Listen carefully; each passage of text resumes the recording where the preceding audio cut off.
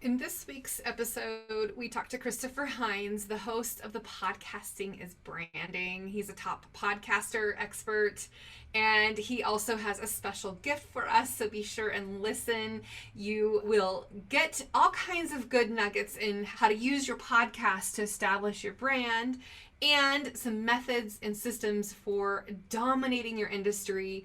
You'll learn some different ways to grow your podcast, and he has some things that you're going to be able to sign up for and get in order to do all of that and to help you elevate your brand and connecting with your listeners consistently. I know I learned a few things from this podcast, so I hope you will too. But before we get to that, I need to do a shout out to Aspiration. It's a financial firm with a conscience. If you sign up with my link, we'll include it in the show notes, and you spend $250, we both get $50 cash and $25 do-good dollars to donate. Of course, terms and conditions apply, but go find the link in the show notes and go get yourself some free cash after you spend $250 and the $25 do-good dollars that we need to be able to donate to those that we want to. So, without further ado, let's listen to Chris.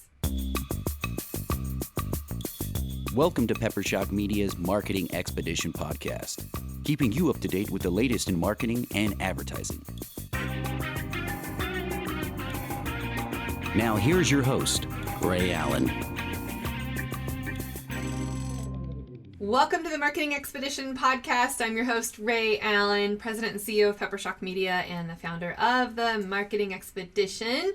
And today I have Chris Hines. He is the host of The Podcasting is Branding and top podcast expert for business and personal brands. And since 2015, he's been hosting, producing, and managing podcasts.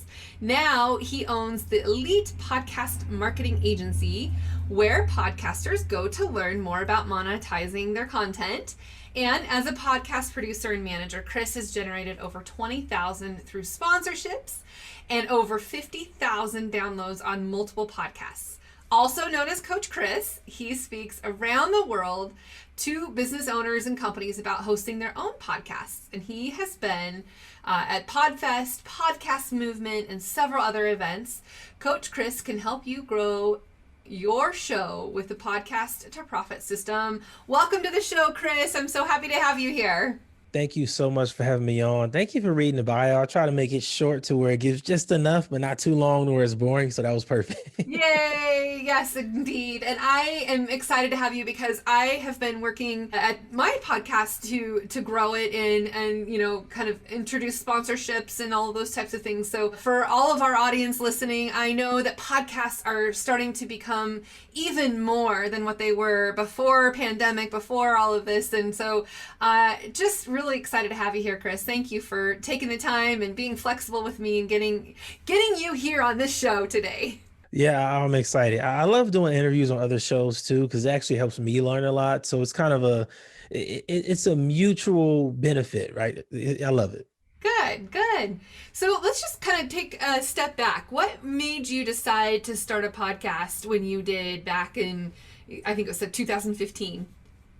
Yeah, actually, I was invited onto a live radio show to talk basketball. That's where I started. And the funny thing is, I was unprepared. I didn't know what any of it was. I didn't know the show was going to be live until we were done. And the host is like, hey, man, that was great. Because we talked for about 20 minutes and it was a perfect flowing conversation. And it was just a really great experience. And then my followers on Twitter said, hey, do you have your own show? You sounded good on a live show. And I'm like, no, what's a podcast? And so that kind of inspired, that kind of got it going for me. You know, I was kind of just thrust into it, and it's always felt very natural for me. Excellent. So you've grown the podcast and you've now helped other people start their podcast. What are some things that you say to people when they're thinking about starting their own podcasts? Oh man, I always tell people you have to have a good reason for doing it. I think when anything becomes popular, especially for marketers, everybody jumps on it. Everybody, like a lot of people started jumping on ClickFunnels before they even had anything to sell. They just wanted to have a funnel because they heard it was popular. Right. The same thing is happening with podcasts. So I tell people you need to have a bigger reason for doing it. And I think podcasts thrive the best when you have a business attached. if you have some product you're selling, some service you provide, software, an agency, a podcast is going to help elevate whatever business that you already have. So if you don't have a business yet, that's something I work with people on now. It's like you can start the business after the podcast, but you should definitely have the business first so the podcast can complement it. Very nice. And okay, so for somebody like me, I'm kind of dipping my toes into getting sponsorship. I have a sponsor that I just did a message on, and so, but I want to expand that. I want to grow that. I want to monetize what we're doing. What are some kind of tips, or, and not to, you don't have to give away the farm, obviously, you get paid to do this, but just like a little scratch the surface here. What are some things that people need to think about when they approach sponsors? How do they go about it? The major key to sponsorships is relationships. You have to know the right people. When you know the right people, it makes everything easier. When you want to negotiate the deal, it's easy. When you want to get another deal with that same company, it's easy. So I always tell people, build relationships with somebody in the marketing department, because they're ultimately the person that makes that decision to whether you get sponsored or not. So build a relationship above everything else. That's even more important than downloads. The relationships. I like that a lot. Okay, so tell me, what's kind of your favorite thing to talk about on your podcast? Oh, for me, I love ranting just about different business trends. When something happens in podcasting or in business or in software, I have to talk about it on my show. And my audience loves it. In some episodes, it's just me ranting and they still enjoy it. So I really appreciate that part. Excellent. And let's kind of talk about a story, or if you have somebody that comes to mind that you've helped them through this process, helping them get going, getting their podcast up and running, getting them to monetize it and that kind of thing. Because this is what you do now, right? You help people get their podcast going. Tell me about somebody you've helped before. Oh, I've had so many good clients. One of my favorite things to do is I call them podcast audits, where I just listen to people's shows and I break them down in 5 different areas and I give them little reviews, 1 out of 5 mics, depending on how well you're doing in that specific category. People love that. As far as with so many amazing people, psychiatrists and authors and some coaches, is speakers. It's so fun. My favorite has to be one of my clients. He has a music podcast, and I told him about our LinkedIn strategy, like how you use LinkedIn as a podcaster. And this guy went and got a sponsorship deal with GoPro in a month. Nice. And GoPro sent him a camera, and then they sent him another camera to give away on his show. Awesome. It happened in a month, and his show had only been out for a month before that. Wow. So it was just super fast. So I love working with those clients that, take action, and seeing them get results is just my favorite thing in the world. So what are some of the favorite podcasts that you listen to, aside from your own, and of course now ours, I'm sure, but what are some good podcasts that you like to listen to? One of my favorite is the Empire Podcast Show with Bedros Keuilian, Craig Ballantyne. You can see I have some of their books right here. Nice. Those are amazing. I have a lot of sports podcasts I still listen to. I'm still into basketball. Free agencies right now. I'm super into it. And I like to balance it out. So for me, whenever I'm learning something different, I switch up the podcast that I'm binging. So when I got into software, I found so many different amazing software podcasts that I listen to. Then I have like a list. So I have like a list of my favorite software podcasts, and I have some for marketing. I even have some for building an agency. I think it could, because podcasting has become an avenue to really learn, like reading books or taking courses. So I like to split my shows up into categories like that. So I have a ton of shows. I'm subscribed to too many shows. Yeah, I know how that goes too. And like road trips are always a good time for me to listen to them, or working out is, usually a good time. And when's your favorite time to listen to other podcasts? For me, honestly, when I'm cleaning for me is like the thing. Sometimes I clean just so I can listen to a show. Nice. it helps me kind of open my mind up to new ideas. Mm-hmm. I like that idea. I think that's going to be another time to listen for sure. Who are some of your helpers along the way? Who has helped you? You know, you mentioned software tools, but maybe some people or maybe some other mentors. Who are some people that kind of helped you get to where you are now? Oh man, I have to give Steve Stewart a shout out. He leads the podcast editors group. He allowed me to speak at the podcast editors conference at Podfest as well. And Steve kind of showed me the ropes. I actually worked with him as a podcast editor. So I've done production as well, like Uh-huh. removing the ums and ahs and all of that stuff and the music. I learned how to do that too. But just a lot of the behind the scenes of podcasting, that's when I kind of started figuring things out. And man, I really appreciate that time period in my life because it really helped me grow as a content creator. Let's talk a little bit about Podcast Fest and all these different conferences. Well, I mean, now I'm sure they're virtual, but at the moment during the pandemic, but maybe when people get to go places again, tell me about some of the conferences that you've been to, that you've spoke at. Like, what, as somebody who is new into podcasting, if they were listening to this, what kind of value do they get out of attending those types of conferences? Oh man, it's a community. Chris Krimitsos that runs the Podfest and VidFest as well. He does an amazing job of building a community of podcasters. Where if you're new to podcasting, it's the best place to learn. Where even if you've been in it for a few years, you're still going to learn something new and then get an opportunity to network. So I think that the conferences and the events in the podcast space specifically are a lot different than other events because people aren't just there to sell you something. Mm. They actually help you get to a desired result. Whether you want to grow your show, monetize, learn about equipment, it's the best place in the world to be around other podcasters. Let's talk about some of those tools that you've learned and picked up along the way. What are some of your recommendations in terms of, editing or getting it distributed to monetize? What are some tools that come to mind that you think people should know about? I think people should definitely know about a lot of the newer software that's coming. And one thing I always wanted to do from the day I started podcasting was create software. I was always determined to just figure that part out. And my partner and I, we connected on LinkedIn in August.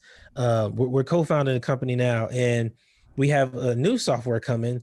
And right now, it's called Plancaster. The name could change, Uh-huh. but it's an amazing tool that really helps you plan, produce, and promote your show. It's amazing. It's a calendar. It sets you up for guesting and the content creation and planning your episodes. It's just everything you need in one tool. It was a tool I always wanted as a podcaster because now I don't have to put files over here in Dropbox or something over here in Google Drive. And Mm-hmm. if when I have my editor, they can just go straight to the folder on Plancaster and see where everything is. So that's super amazing. And we'll give more information out. Just join the Yeah. list. You can get my book for free. Podcasting is Branding. We'll put a link in the description below, and you'll get all the updates. You won't miss a thing. I definitely will. I think that would be wonderful. I'll be your first. I'll be your first user. I think that's great. So name now is going to be Plancaster. I think that's a great name. From a branding perspective, we are on a marketing journey together now. This is. Yeah. I think that sounds genius. And like, anybody that does podcasting will want to use this. So there. Now you can sponsor my show, and then I'll promote it for you. That sounds good. That sounds good. So, okay, cool. I think you're right. I mean, just getting all of the parts and pieces and getting it out there and distributed and tagging and making sure people, who you've interviewed are all informed. I mean, there's just so many parts and pieces to it. You're right. Okay, so how often do you post your podcasts? So I do 2 episodes a week. And I had a time period where I did episode a day. I've done 3 episodes a week. I've done all of it just to try it out. I wanted to see how it was, what it would be like. I found that 2 episodes a week is the ideal amount. So you can still have time and energy to promote your show. Mm-hmm. But if you have a team of people, that'll obviously be a lot easier. But I find that also people only are going to listen to up to 2 hours of your content a week because they're binge watching on Netflix or listening to other podcasts. Right. It's like, it's too many distractions. So 2 hours a week of your content is more than enough. Excellent. Yeah, we just started posting once a week, which, for me was That's plenty. It's good for me for now, but I Yeah. think you're right. Like consistency, and we always post on the same day, right? And I imagine we get pretty close to the same time. But Yeah. yeah, that's good. So consistency is key for sure. What do you see within the next, I don't know, 6 months, 2 years? Like, how do you see podcasting into the future? Like, what's going to happen now? I mean, people have been, absorbing, like you said, binging and doing all these things. But what do you see happening in the near future? Oh man, I have so many opinions on this. Because I'm on a lot of newsletters and I'm always consuming information and paying attention to the industry. So I see a lot of the trends in real time. Before it gets popular to everybody else, I already know about it. Um, and I think Apple is paying attention. Mm. Apple is a company, is a massive company, obviously. And I think that whenever we see a big industry pop up, the first to that industry doesn't always last. It's usually second place that kind of sticks around and does really good. Like Yahoo was really good, and then Google did what they did, which is better. I Mm-hmm. think Apple is watching Spotify and paying attention to everything that they're doing, and they're going to come in and do it better. I can see Apple having their exclusive podcast that people have to pay for this with a subscription. They made some recent updates where you can like embed your episodes on your website, but that's minuscule compared to what Spotify is doing. So Apple's going to catch up. And then I see with Spotify, what they're doing is they're going to create a big enough database of podcasters to where they have exclusive content only. And then they're running ads on that content, and they're going to start paying podcasters, kind of with the CPM that you see for bloggers, Mm-hmm. like for every 1,000 downloads, you get like $5 or something like that. Right. Like that's where Spotify is going. But then at the same time, I see other businesses getting into it. And my main goal right now is to help more businesses, more entrepreneurs build their own platform so that getting a sponsorship is just a plus and not your main revenue stream. Right. Because the most revenue you're going to generate is going to come from your own products. Like me, it's been books, it's been coaching programs, master classes. All of those sell better, ridiculously better than any sponsorship I've ever had. At the highest level of sponsorship, I wasn't making close to what I make with my own products. That's good advice. Yeah, because we're going down that path as far as making a marketing expedition masterclass and setting these things up. So I think that is I'm glad to hear you say that, because that's music to my ears. We're wanting to do more of that. That's awesome. And you mentioned Apple, and I think that with Apple coming out with the 5G and having just really great internet too, I think that that's going to be with what's happening with their iPhones and being able to do that. And plus, I think Apple and iTunes have been sort of the mainstay throughout all of this. Most people still just go to iTunes to download podcasts. Yeah. And there's so many platforms out there. But what platform do you use to listen to your podcasts? That is a great question. I actually use multiple. Yeah. Remember how I said I split up my podcast based on what I want to learn? I have like Apple Podcasts where I listen there. That's for learning content only. Mm-hmm. Then I use Stitcher sometimes, and that's when I want some entertainment, like my sports shows. I'm subscribed on there. I used to use Spotify as well. I used to use Spotify, but I don't use them anymore. Mm-hmm. I have so many that I use now. It's funny because as a podcaster, I'm always trying to try all the platforms to see which one is better, which one has everything I like. I think it's just the nerd in me that just wants to figure it out. Yeah. So I use everything, but I agree. I do use Apple the most. Like Apple's at the top for sure. Right. And what about SoundCloud? Are you a SoundCloud user? Honestly, no, because SoundClouds, their ads are really, they're not well targeted. I think that's a problem with the podcast space right now, is that a lot of the advertising and the commercials are not targeted to the listeners very well. And if I'm listening to a show and you interrupt that show out of nowhere with a commercial, and it's not even something I would be interested in buying, it makes me turn the show off. Like I literally remember being in the car and some random commercial popped up, and I just was like, oh my God, I had to turn it off. And I just closed the SoundCloud app immediately. So That's good to know. That's good to know. Yeah, because I think a lot of people will use it to then distribute it out to other places, right? And yeah, so that's interesting to think about how and it's not even the podcaster's fault that they're serving up an ad that's not even, within Yeah. their realm. So I get that. And now, marketing has been dialed in so much that we truly can and should be able to filter exactly what programs or, what podcasts we want certain messages to be, showing up. So that's Yeah, and that's why I'm not a fan of SoundCloud hosting, because for some shows they run ads on your show and they tell you, hey, you can make money podcasting. Like Spreaker does this as well. mm, And while it sounds good to the podcaster, you're really not making as much money as you should be making. mm, Because for example, Geico spent $1 million. They spent $1 million a month on podcast ads, and those are just commercials, no mm, live reads or anything.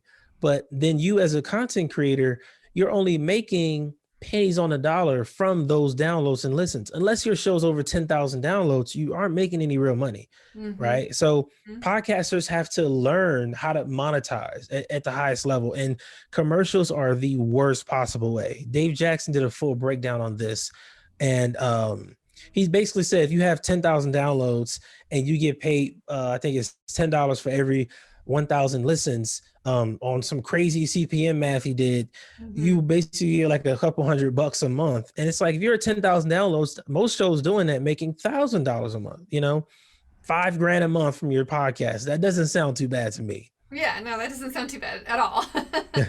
But building it up for sure. That's what you get to do. So then, as far as, let's talk a little bit more about like the monetization and promotion of the Mhm. podcast, get more downloads. I mean, what are some things that you advise on how to get more people to listen to your podcast? One thing I'm really pushing right now is podcast ambassadors. And think of those as the people that promote your show for you, Yeah. because your show is going to do really well by word of mouth. Mm-hmm. And if you can have 5 to 10 people promoting your show whenever you put an episode out, that's going to help you grow more, Mm-hmm. right? So for example, if you have somebody that has 5,000 followers on Instagram, when your episode comes out, they share it in their story and tag you every single week for, let's just say, 4 weeks in a row.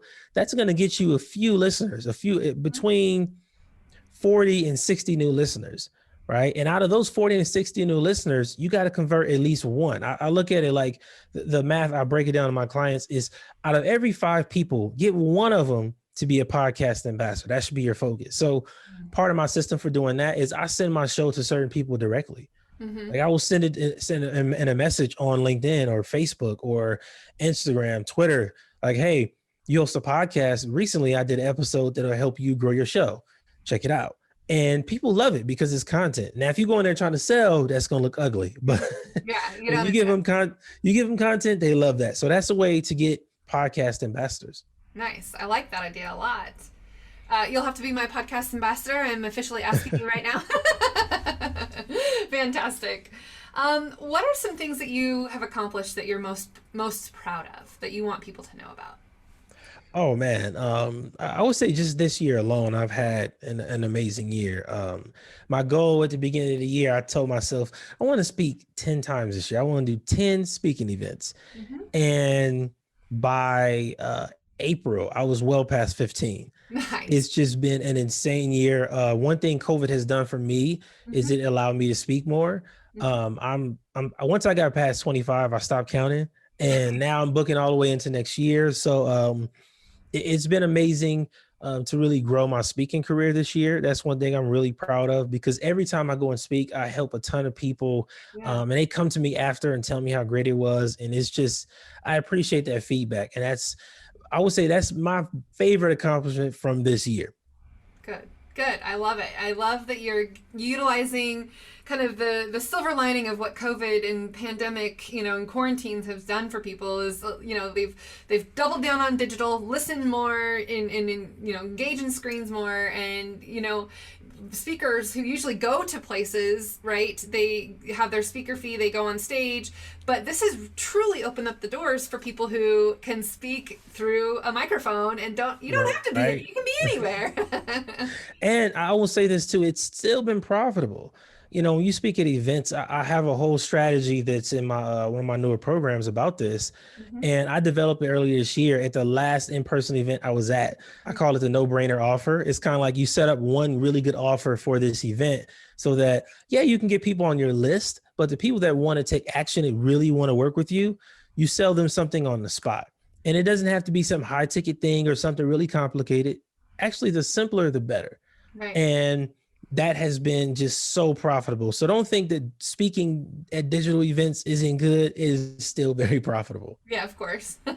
I know. I kind of miss being in front of people and, sharing knowledge and, having that energy and interactive. Yeah. Sometimes speaking to a screen of, where they turn their cameras off or, they're just busy doing other things. It can be difficult. Yeah, I'm teaching at the local university, and my students, I have to bribe them to keep the cameras on. It's like, I don't want to talk to a black screen of no faces. Keep your cameras on. Yeah, I totally understand that. So where do you want to be with everything that you're doing within the next 5 years? What would be success to you? Oh man, you know what? I think about this every day. I have a very specific answer that might scare some people, how specific it is. In the next 5 years, I plan on having property I live on the West Coast, so along the coast of California, some more property in Oregon, in Portland specifically, and in Washington. And you can come over here to Idaho. I'm in Idaho, by the way. Another thing, I plan on having 5 different software companies. Nice. Two are already really close in the works. I plan on doing a lot more speaking. I don't plan on ever stopping that. Right. I've already written 4 books. And so my plan is just keep writing 1 book a year. Nice. So I'll have more books written. So I kind of have it outlined like 4 specific books. Mm-hmm. I want to have the software companies and even some more local businesses as well. I kind of see a lot of major opportunities with co-working spaces right now.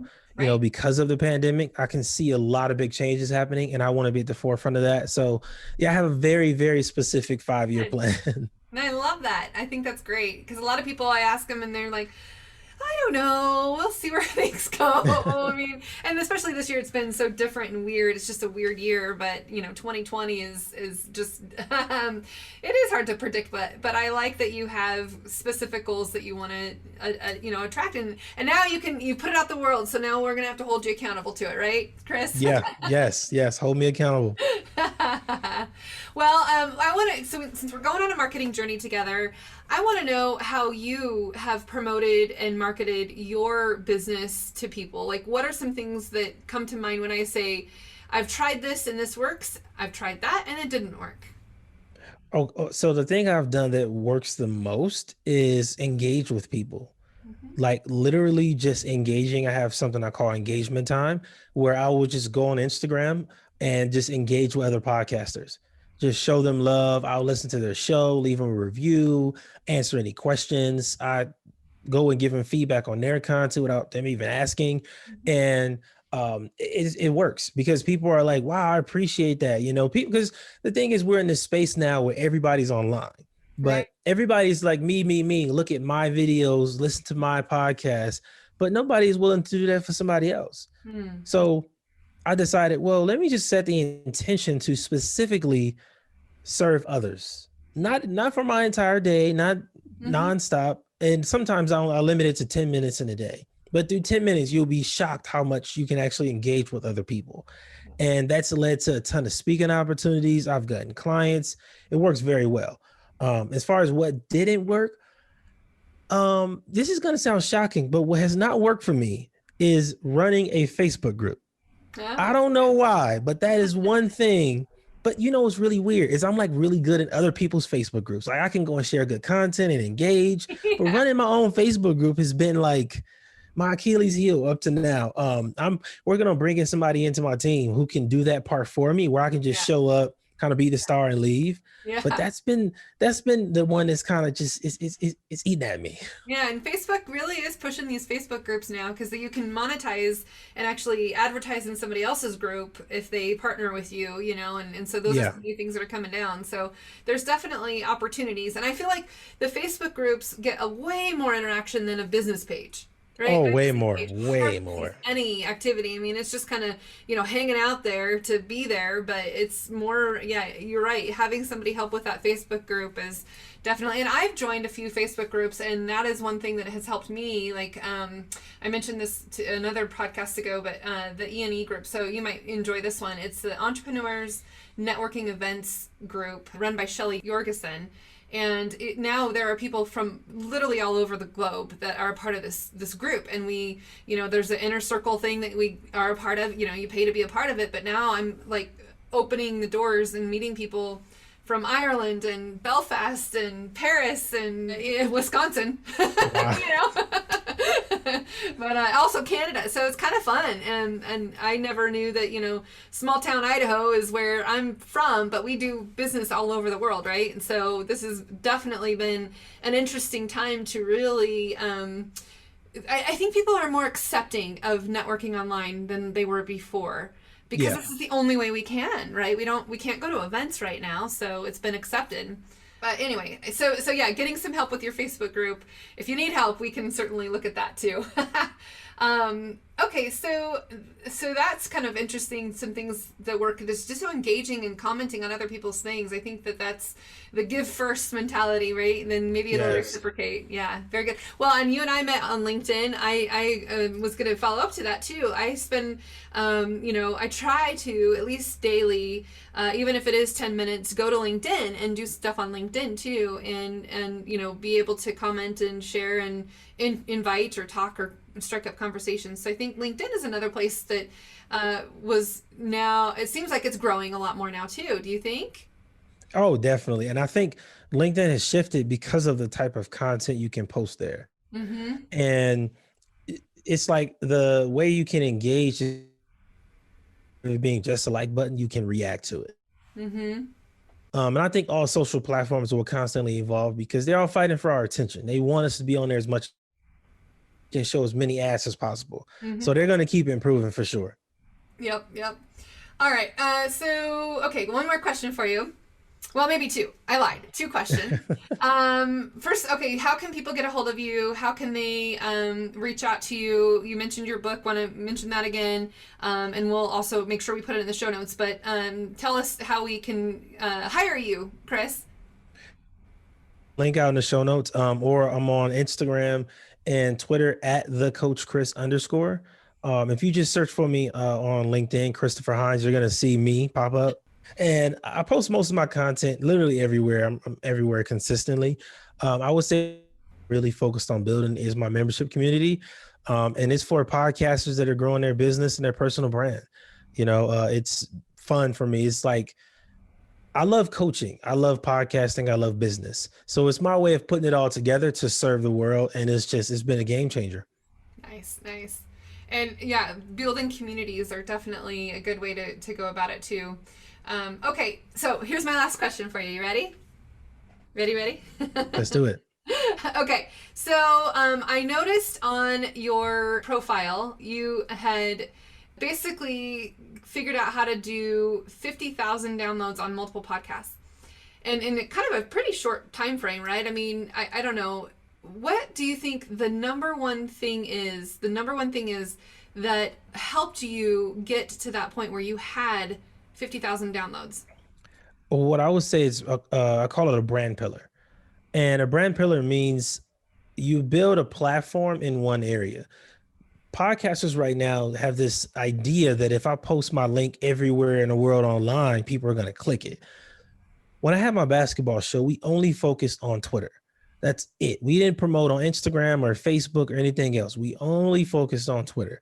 And we were able to build a massive audience and get a lot of engagement there because that's all we focused on.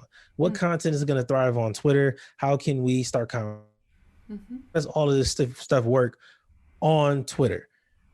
And so I always tell podcasters, find one platform first and give it 85% of your energy. Nice. Like the majority of your time and energy should go to that one platform. And then the other 15% can go to your secondary platform because you always want to have a backup. But building that first platform is definitely the most profitable thing I've ever done. And through 2018, the last part of that year and all of last year, my goal was to just learn how every platform works. How can I not only grow a podcast here, but how do I get clients from here? So I learned, okay, this is how I can get clients from a Facebook group. This is how I can use LinkedIn to get people on the phone with me. This is how I can use Twitter to not just have followers, but to build a list of prospects, engage with them. Like it's been such a game changer to just focus in one place.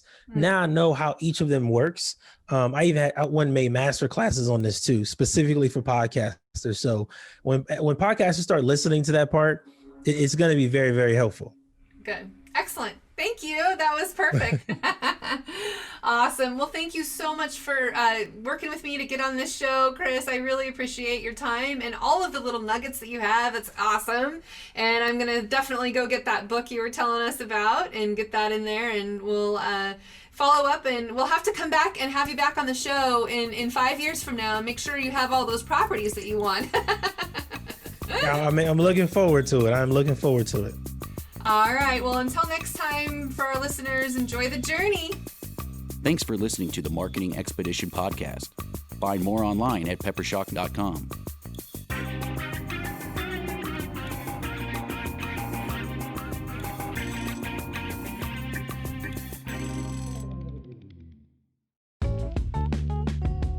Wouldn't it be great if there was one place you can go to get all the latest information and tips about marketing and advertising? The Marketing Expedition community is that place. People like you gather in our online community to build relationships with others and find the latest marketing trends, tactics, tools, and technology. We help you build your brand and your bottom line. Start your adventure today. Visit themarketingexpedition.com to find out more.